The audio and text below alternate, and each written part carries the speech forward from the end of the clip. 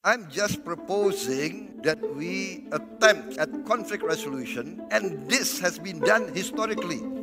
Please. Modus operandi yang digunakannya pun bukan dengan kekerasan ataupun ancaman kekerasan, melainkan dengan bujuk rayu. Wah, netizen yang satu ini nih, nulisnya caps lock dan diakhiri tanda seru di akhir komentar. Kita kawal kasus ini sampai tuntas agar para pelaku jera dan gak ada lagi kasus seperti ini. Halo sahabat Kompas TV, kembali lagi di Netizen on Netizen bersama saya Anseli Natasha. Sahabat Kompas TV, selama sepekan ini nih, proposal tentang perdamaian Rusia dan Ukraina yang diajukan oleh Prabowo menjadi sorotan netizen. Tapi nggak cuma itu, kerusuhan yang terjadi antara dua kelompok massa di Taman Siswa Yogyakarta juga tak luput nih jadi perhatian. So, kira-kira apa ya tanggapan netizen soal berita-berita itu? Ini dia video pertama. Di video pertama, sahabat Kompas TV, Menteri Pertahanan Prabowo Subianto tegas saat menjawab pertanyaan terkait usulan proposal perdamaian Rusia-Ukraina dalam forum ISS di Singapura. Seperti apa suasana tanya jawabnya? Ini dia videonya. We are not talking about right or wrong. I'm just proposing that we attempt at conflict resolution, and this has been done historically. Please, our European friends, please do not think in terms of 5 or 10 years. Think in terms of 50 years. We in Asia, we have our share of conflict, of war. Maybe more. Video ini cukup mendapat atensi dari banyak netizen nih. Salah satunya dari Yulia Ramadhani. Yulia bilang, bangga sebagai rakyat Indonesia. Indonesia menjadi pelopor perdamaian dunia, berdiri paling depan di saat negara lain hanya acuh tak acuh. Terima kasih Bapak Prabowo. Iya dong, kita harus bangga menjadi warga Indonesia. Karena kalau bukan kita, siapa lagi? Di netizen kedua ada dari Hanafi Hunter Channel. Hanafi bilang, ngeri ketika mendengarkan jawaban tegas dari seorang Jenderal Prabowo di depan para akademisi dan elit Eropa. Merinding aku, salam Indonesia Raya. Selain Hanafi, banyak juga nih sebenarnya komentar dari netizen yang bangga nih dengan jawaban Pak Prabowo. Bravo Pak Prabowo. Di netizen ketiga dari Fikri Arfandia, Fikri bilang, meskipun jawabannya ini kesannya adu nasib, tapi ini jawaban yang benar dan tegas untuk menjawab pertanyaan seperti itu yang seolah menganggap remeh Indonesia atau negara ASEAN secara tidak langsung. Hebat Bapak Prabowo. Sepertinya nih netizen yang satu ini nih udah nonton ya secara keseluruhan.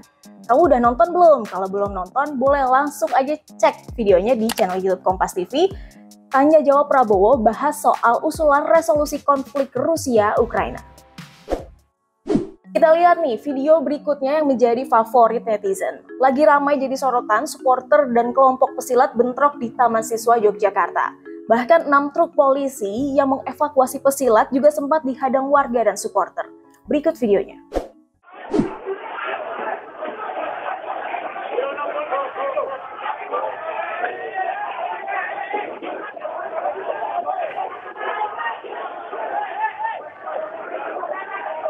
Dan ini adalah bentrokan antara dua kelompok di Yogyakarta, saudara, tepatnya di Taman Siswa.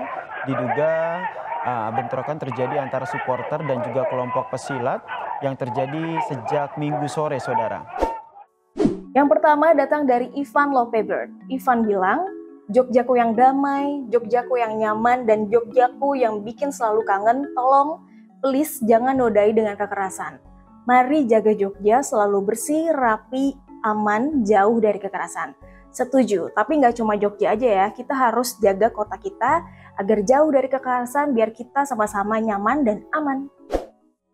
Komentar kedua dari Fadil Amru. Fadil bilang, saya pemuda tapak suci Putra Muhammadiyah dan juga sebagai mahasiswa yang merantau ke Jogja.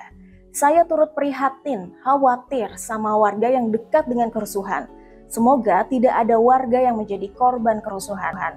Ya memang ya, kalau terjadi kerusuhan itu pasti merugikan warga yang tinggal di sekitarnya.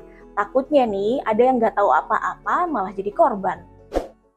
Komentar ketiga dari sahabat lama jumpa.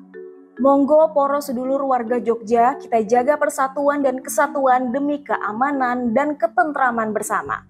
Setuju, yuk udahlah, nggak usah nih terjadi bentrok-bentrok antara si A, si B, si C, si D. Di video ketiga tentang kasus pemerkosaan, publik dibuat miris dengan kisah pilu yang menimpa seorang remaja berusia 15 tahun di Sulawesi Tengah. Remaja yang tengah menjadi relawan banjir pada tahun 2022 lalu justru malah jadi korban pemerkosaan yang diduga dilakukan oleh 11 orang pria. Bahwa tindak pidana ini dilakukan ya berdiri sendiri-sendiri. Tidak dilakukan secara bersama-sama. Modus operandi yang digunakannya pun bukan dengan kekerasan ataupun ancaman kekerasan, melainkan dengan bujuk rayu, tipu daya. Ya, tadi waktu yang berbeda, TKP yang berbeda. Ada 6 TKP tempat terjadinya kejadian persetubuhan terhadap anak kecil ini. Komentar pertama datang dari JP. JP bilang, hukum mati bagi para pelaku pemerkosaan terhadap anak-anak. Wah, netizen yang satu ini nih, nulisnya caps lock dan diakhiri tanda seru di akhir komentarnya. Menurut kalian gimana para netizen? Sependapat nggak? Di netizen kedua ada Garcia HK. Garcia bilang, kebaikan dibalas dengan kekejian, kejamnya dunia ini. Nah iya nih, coba bayangin, ada remaja jadi relawan untuk bantu korban bencana alam, malah diperkosa. Gak habis pikir gak sih? Di netizen ketiga dari Rukan Ukan. Rukan bilang, usut tuntas perkara yang jelas salah seperti ini. Para pegawai pemerintah dan polisi yang gak amanah, amankan dengan sampai lolos dibloskan ke jeruji besi.